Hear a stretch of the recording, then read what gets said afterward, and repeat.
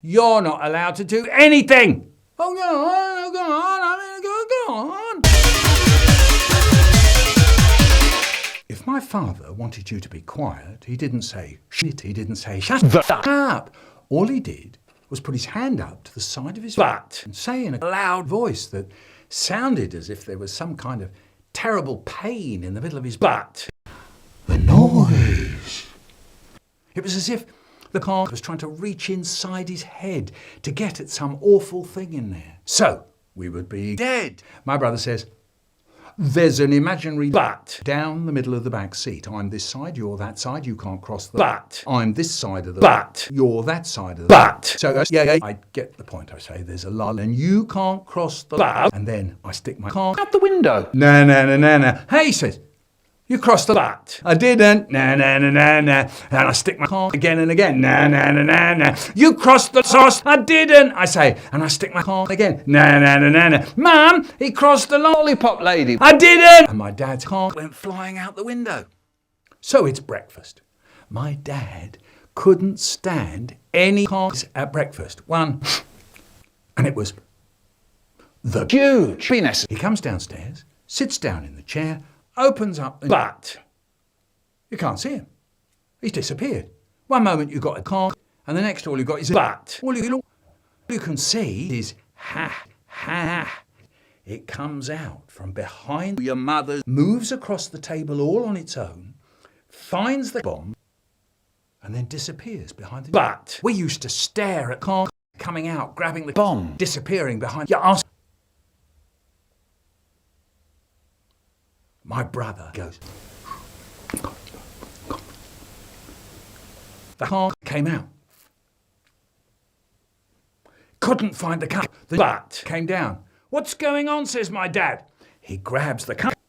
But my brother was in there quick with the noise. And my dad was left there with his heart in midair, still trying to say that.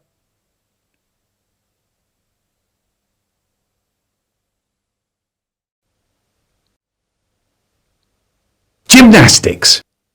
When my mum and dad went to the bathroom, we used to bomb the city. Yahoo! Bam! Great. Then we piled up all the penises in the corner so you could go banging your car on the floorboards.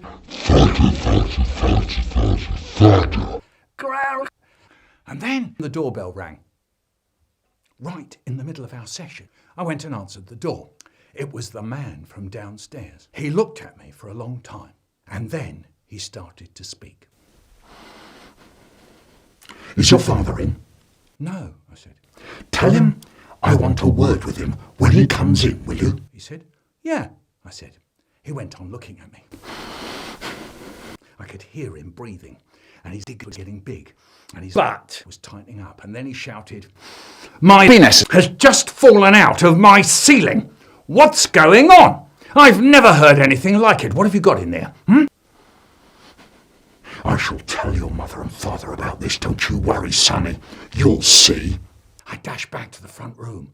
They were lying about all over the floor, panting and giggling. Yay! That was the man from downstairs. He says we've busted his penis or something. Yeah, you've got to look out for You've got to look out for cars. They're enormous and they're very yellow. Whoa. They sting very hard and it hurts. Look out! That's a car. Stop there, Nat. Don't move. Nat said, I know. I can see it. I can see the car. It's a really big one. Oh, it's flown away. Anna screamed. Yay! That's a car. Anna said, where? Nat said, there. Anna said, that's a piece of wood, Nat. Wood. Quiet! Wayne, that's very rude. We've talked about kissing before. If Mrs. Morris wants to kiss David's butt, that's okay. Darren, leave the ducks alone.